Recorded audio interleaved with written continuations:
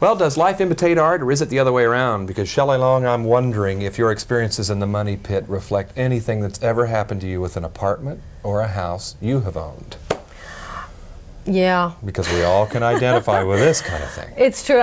In the money pit, I think we show some unique situations and consequences of those situations, but the feeling of it, the exasperation of it, the frustration of it, I can easily identify with, as obviously you can too. Either in your days as a television broadcaster or on the stage or whatever. What, for example, a landlord, a house, an apartment that kept falling apart? Anything? You know, I mean, you get in, you want to take a shower, and it's the first time in your apartment, right? And you turn on, you're going to take a shower, and it's going to be great, and you turn on the cold water, and it's hot! Or you turn on the hot water, and it's cold! Or the water has legs. Or my favorite line from the picture. Oh, Lord. Water has legs. Well, is there any advice that we might be able to garner from this film, then, when we go house hunting? Do you suppose there's a... Develop great inner patience. Yes. And acceptance. And don't try and launch a relationship in a new house at the same time?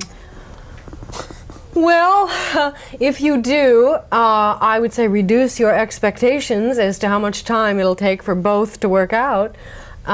It's tough, yeah. Yeah, probably best. I think the traditional way of first you get married, then you buy a house, that there are reasons for that, you see.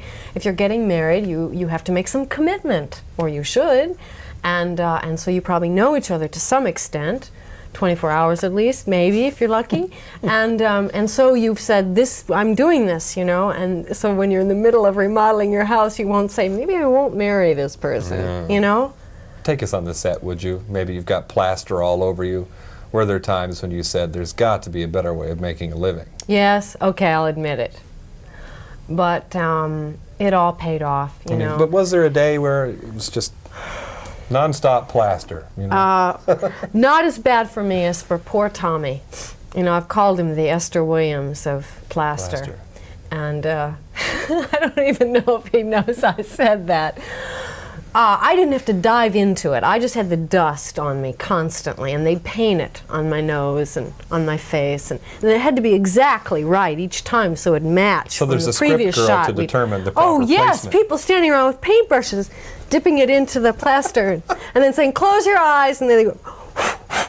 They blow it all over. It's the silliest thing. But over the years, you know, I've done a lot of work, and you know, this is part of it. But you had to put up with something Mr. Hanks didn't, coming back after a very special event in your life. Yes, yes. I'm very proud of the fact that I had my baby on a Wednesday, and I began my viola lessons on a Monday.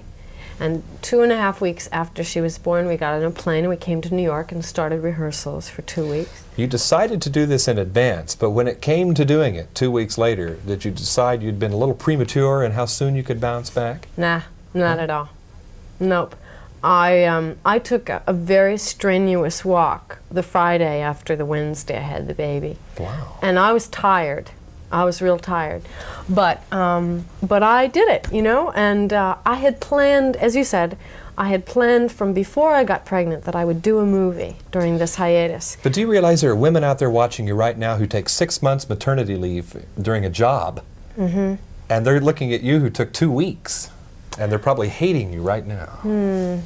Well, you know, it's all our choice. Now, I would hope that some of that maternity leave, there are different kinds of pregnancies, too. If I'd had a very difficult pregnancy, as some women do, it all would have been different. But I didn't have a difficult pregnancy, and that was checked along the way to see how I was doing. But I would hope that some of that 6 months would be to spend with the baby. And if I'd had my druthers, yes, I would have loved to have spent a couple months with my child uninterrupted. But that didn't happen. And you know, my sense of the way things work on this earth is that my child looked down and said, well, now this looks like an interesting couple, a little crazy, their life looks a bit chaotic, but they look like nice folks. I could have a good time here. So she knew what she was getting in for, you know, and she's thriving on it. She's a very happy baby, and so that's her choice. I feel like the whole thing is her choice. I'm guilty of flattery, I guess, but you have a very imaginative way of talking. Intelligence and imagination really do shine through your roles. thanks. Ugh. Seriously, thanks. I mean, you are a writer. We don't know enough about that in your background, I guess. Well, but I should quickly add that I do not write cheers. Because I don't. Do people think that? I think some people think that actors make it up along the way, and some actors are allowed to do that, and asked to do that, and need to do that. And there are situations where I love that, but that is not what is expected of me at Cheers. And but is a woman of intelligence ever going to really be satisfied with Ted? I mean, with, so many women are wondering this outside. Is Diane going to be satisfied with Sam? Is that what you're asking? I don't know. So far she hasn't really had the chance, I don't think, or she hasn't allowed herself to have the chance. Oh, I don't know, you know, that...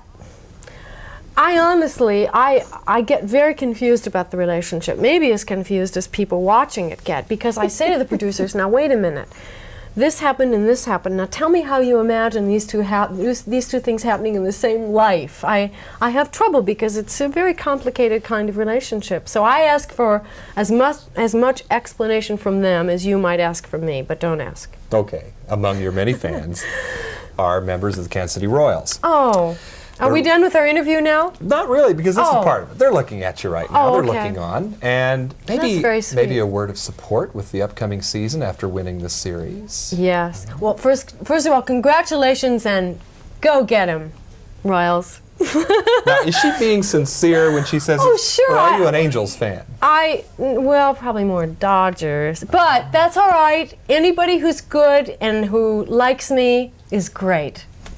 I told you she was intelligent and imaginative. Shelley Long in the Money Pit. Okay, And thanks. from Los Angeles for KCTV5, I'm John Tibbets.